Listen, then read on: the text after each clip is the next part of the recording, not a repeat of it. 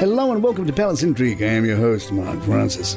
The Daily Beast's royalist wonders if there was more to Prince William's recent Central Park jog than just some random exercise.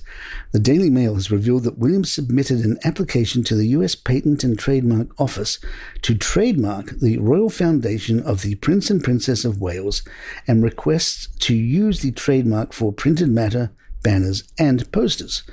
In relation to charitable events in the field of mental health, printed race numbers, clothing, footwear, headgear, which sounds a lot like the sorts of things that go into an organized race.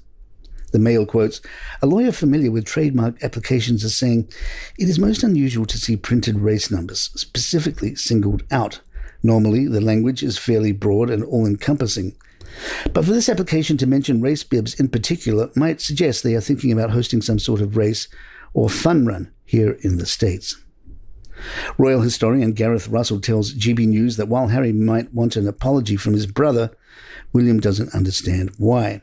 Russell said, "In Spare, he spent so much time complaining about who got the better room at Balmoral. Plus, for it to be released in the middle of a cost-of-living crisis was an interesting move. It does emerge as quite personal and maybe long-standing, and maybe it is jealousy. As the title of the memoir suggests, Prince Harry has always felt like a spare, so basically it's just the luck of the family tree there."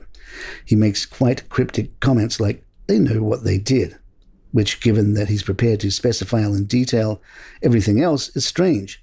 So I don't think anyone's 100% sure what it is, even according to Prince Harry himself. Prince William doesn't know what it is. It is believed William and Kate's current strategy is to completely ignore Harry and Meghan. PR expert Sophie Atwood told GB News, "It's a PR strategy that can help the couple keep their standing in the public eye and keep them in a positive light. While the royal family's approach to the Sussexes may seem enigmatic at times, it aligns with their overarching press strategy of maintaining a unified image, respecting privacy, controlling the narrative, focusing on duties, adapting to media dynamics and preserving the institution.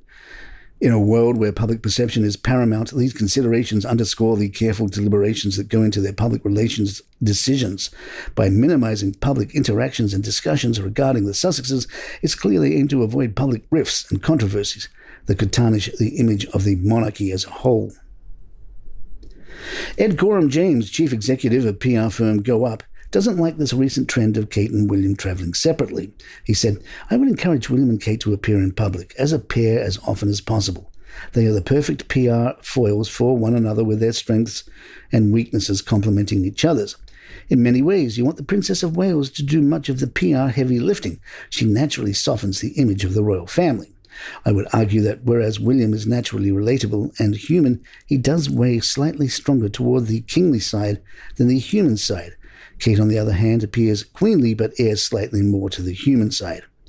William, by association, makes Kate appear more royal, and Kate, by association, makes William appear more human. Put the two together, and wham, you have the perfect balance between kingly and human. From an optics point of view, William and Kate work very well together and complement one another's strengths and weaknesses. If Kate brings in the crowds with her relatability and popularity, those crowds are then impressed by how kingly and dutiful William looks. Yin and yang. If anything, I would simply be trying to work out how to ensure that the couple are together even more often, so that they are rarely seen without one another at big events." Palace Intrigue will be right back. Princess Diana's childhood home has been listed on an Airbnb-type website. Althorpe House in Northants is available to rent on an upmarket property rental site. The Mirror tells us that while the exact fee is not disclosed, guests can likely expect to pay tens of thousands for just a single night at the mansion, which sleeps 72 and sits in 13,000 acres in the Northants. The agency can also offer flunkies, chefs, helicopter transfer, a pianist, shooting, stalking, and fireworks as part of the experience. The website listing states, "Althorpe truly is one of the most spectacular, luxurious and exclusive venues in the UK. The ancestral home of the Spencer family, Althorpe stands sentinel in its vast private estate, with a magnificent exterior matched by the beauty of the surrounding parkland. To stay at Althorpe is to become a part of the amazing history of this magnificent property, renowned for its discreet yet spectacular hospitality to guests, including royalty and aristocracy since 1508. Althorpe offers an unforgettable setting for hosting exceptional occasions with discreet service, exquisite cuisine, spectacular surroundings, and a wonderful sense of history, all combined with 21st century luxury. As a reminder, the island in the estate's oval lake houses Princess Diana's last resting place. The burial site is not mentioned in the listing, indicating it is not available for guests to access.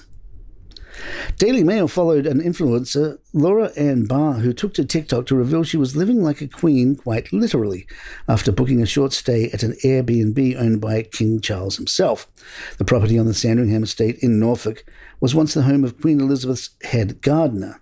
Laura Ann shared, "I can't believe we're staying here at the King's Airbnb at Sandringham Estate." In her video, she shared various photos and at one point narrated, "The biggest decision in the morning, however, is which mug or cup to choose for your cup of tea or coffee. Look at the collection you have. I decided to go for this floral one, naturally." She added, "The gardens here are absolutely beautiful, and we wandered over to the Sandringham Estate itself, where they have a coffee shop, and picked up a latte." And there you have it. If you'd like to email us, our address is thepalacintrigue@gmail.com. Please follow us on Spotify, iTunes. Head on over to YouTube Music, and please hit that subscribe button. It really helps us out. I'm Mark Francis. My thanks to John McDermott. This is Palace Intrigue, and good times.